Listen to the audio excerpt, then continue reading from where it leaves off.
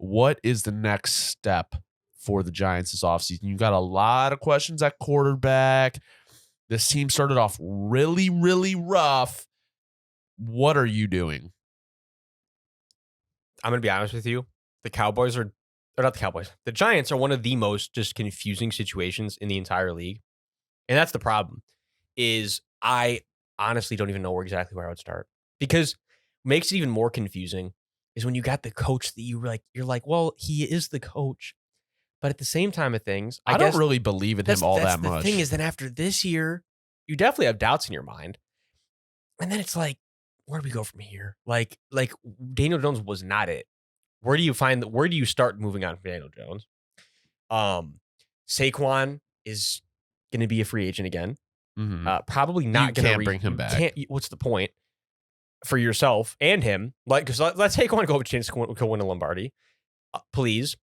And then it's like the receiving core. You got solid pieces on it at best, but there's no like. They're not moving the needle. No. And tight end, you're not moving the needle. Darren Waller was not the trade. And that's not really their fault because, I'm going to be honest, it looked like great value at the time. But in hindsight, they would really like to have that third round pick right now. Yeah. So I think the Giants thought they were going to be way better than they were this year. I think everybody thought the Giants were going to be way better than they were this year. I didn't fall for the trap. I remember, I think I had like 7 wins. And everyone was hating on me. No. It just didn't make sense. Like, we said at the beginning of the year that they might be better, but the record is not going to show it. It is not going to show it. And they're not better. And the record's definitely not showing it. Like, they're 0 for 2. No. Well, yeah, the Giants are kind of a shit show. The Rams are not a shit show. And I don't want to play them if I'm any NFC team in the playoffs. I don't want to touch them. I don't want to touch this team because it is so explosive randomly. Like, what, Kyler Williams had 3 touchdowns? Yeah, and 5 rushing touchdowns over the past 3 weeks also. And then, Stafford finally ended the red hot streak, but, like, he still threw for 300-plus yards. And I feel like it was like, this was the perfect bump in the road game against the Giants. It's like, all right, you know what, bounce back next week. And they still won. Exactly. It's like, it feels like it was, like, great timing to have that bad game, but it still wasn't even, like, a bad game. This year for the Rams has been under or overperforming guys that were definitely undersold. Oh, 1,000%. Like Byron Young up to 7 sacks in the season.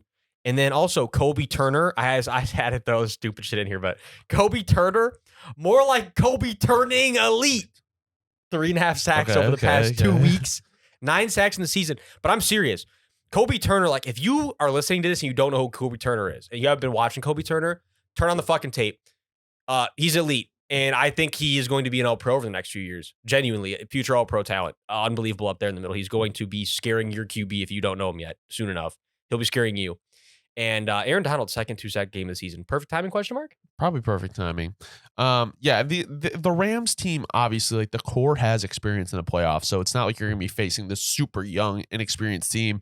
At the most important positions, you have guys that can get it done. And I feel like all the young guys are going to follow suit. Yeah, I know I wouldn't want to play them.